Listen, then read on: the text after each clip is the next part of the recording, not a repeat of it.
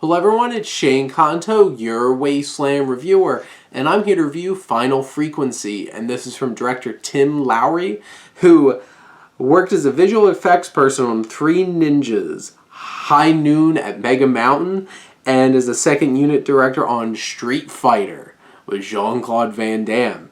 So, very interesting, and this film focuses on a PhD student ties unusual tremors in Los Angeles to rogue scientists who will weaponize Nikola Tesla's secrets and cause massive earthquakes if they can only find his lost notebook. This is billed as an action, drama, sci-fi thriller, and boy does this movie have a shoestring budget. Because there's an opening sequence of a man on top of a building and they're like shooting these rays at him. His eyes are glowing green and the cheesiest, silliest looking CGI. And like there's this like weird aura on him. He's like, "Argh," and like yeets himself off the top of a building. And I'm just like,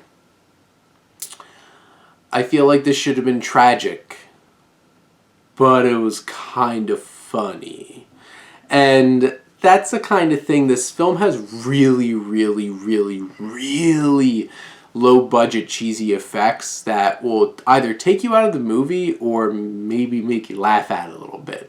And this movie has such an absurd premise and such a random premise. It's just like, yes, Nikola Tesla's secret notebook is going to help us cause earthquakes and do whatever the hell for our nefarious purposes because like this is like View to a Kill. Like California, it's like blow up the fault lines, do all kinds of things. What is this, Lex Luthor? Buy up all the desert, drop the whole shore of California in the ocean, and then bam! I have the coast now. And it's that kind of crazy over the top thing where it's just like, this is just silly. And I don't know if like the silliness about it really got to me because it's kind of like, I had some fun with it. But the thing is, I don't think it was supposed to be having fun. I think this was supposed to be a really serious movie.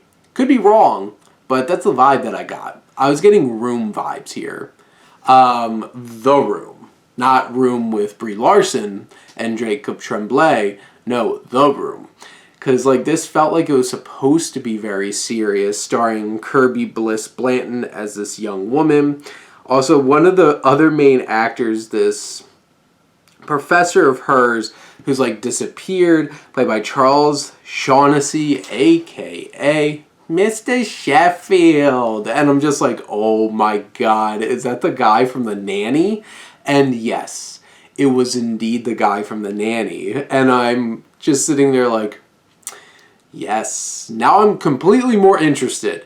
I'm waiting for Fran Drescher to show up. But this film has all the cheesy effects. It has the cheesy over-the-top exposition-laden script. And it has silly, really overly edited action sequences. And, you know, it has an interesting concept in general. Obviously, they go, like, crazy over-the-top Bond villain kinds of things, and,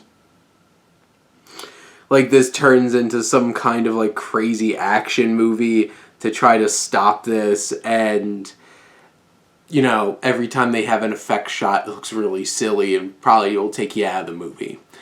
But Final Frequency is one of those kinds of films where this is cheesy, it's over-the-top, it's ridiculous, and if you're into that kind of thing and can have fun with it, then you're going to enjoy this film. But if not, you're going to be like, why am I watching this movie?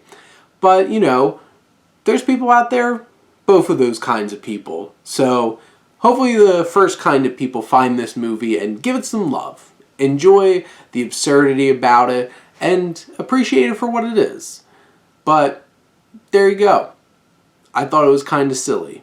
And I don't know if I'd watch it again, but I think this is the kind of movie that you throw on with a group of people, and it's that much better. But those are my thoughts on Final Frequency. Let me know what you think, and let's talk some movies. But thank you as always for tuning in and supporting your Wasteland reviewer.